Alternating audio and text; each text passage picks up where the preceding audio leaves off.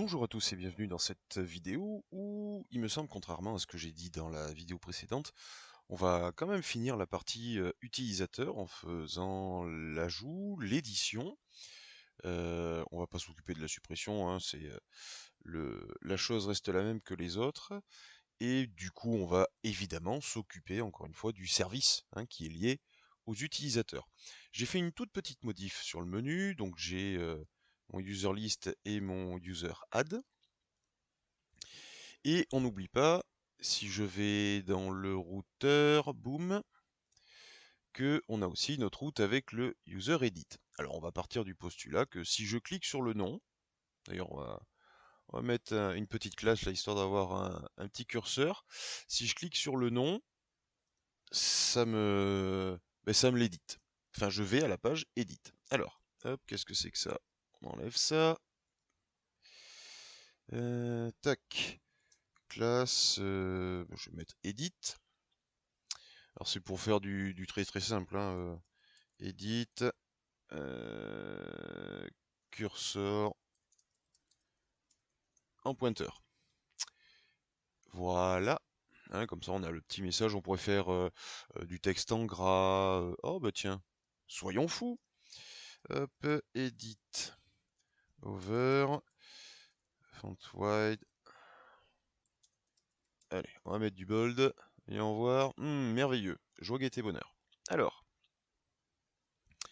j'ai dit que si je cliquais là-dessus, donc j'étais amené à la page Edit. Alors pour faire très simple, comme d'habitude, on va se brancher sur le clic. Je mets mes deux apostrophes et je demande donc j'appelle ma méthode. Je vais faire un goEdit.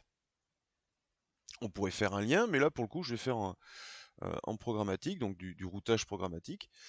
Et on va dire que je vais transmettre évidemment user ID. Ok.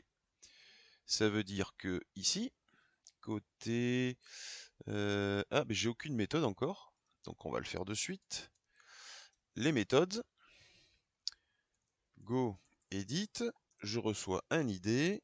Et pour le moment, on va se faire un console log de l'ID. Voilà.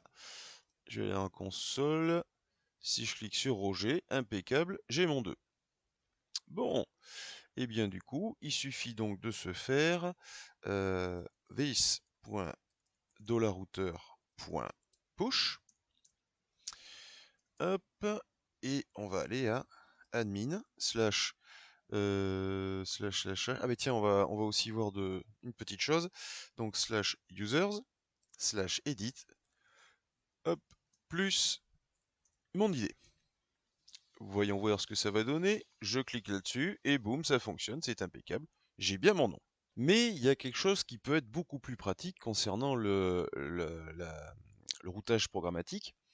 C'est-à-dire que ici, on est obligé de se souvenir de tout le chemin, tous les paths qu'on utilise. Je vous rappelle que dans le routeur, d'ailleurs, on a aussi une propriété pour chaque path qui est le nom. Eh bien, on va l'utiliser ici. Donc, je vais l'appeler uEdit. Non, la virgule, elle est au bon endroit, s'il te plaît. Voilà. Donc, mon path s'appelle uEdit. Ce qui fait qu'automatiquement, je n'ai plus besoin de me faire ce genre de choses. C'est toujours parce qu'on peut avoir des URL très très longues, hein, très très galères. Donc on fait this.router.push, ça bouge pas, mais maintenant on va envoyer un paramètre. On va donner le nom de la route qu'on veut utiliser et un paramètre, donc id de point id. Alors, id, ça c'est la valeur que je veux transmettre, elle est ici. D'ailleurs, tiens, pour changer, je vais faire uid, uid et uid. Voilà. Et le premier ID ici, le nom de la propriété, c'est bien par rapport à ce qu'on a mis sur dans le pattern de notre pass. Et après, je vous rappelle que ça passera tout simplement puisqu'on a activé les props. Donc voilà, ça va vous permettre un petit peu aussi de pouvoir vous simplifier la vie. Hop, alors pourquoi t'as pas gardé... Non! Qu'est-ce qu'il me fait? Tu retournes ici, et tu vas de ce côté. Il est pénible. Hop, je retourne à ma liste d'utilisateurs et je clique sur Roger. Et banco, ça le fait, c'est impeccable. Voilà, ça c'était une toute petite vidéo pour mettre en place le routage et la mise en place des choses. La suivante, on s'occupe de faire donc l'édit.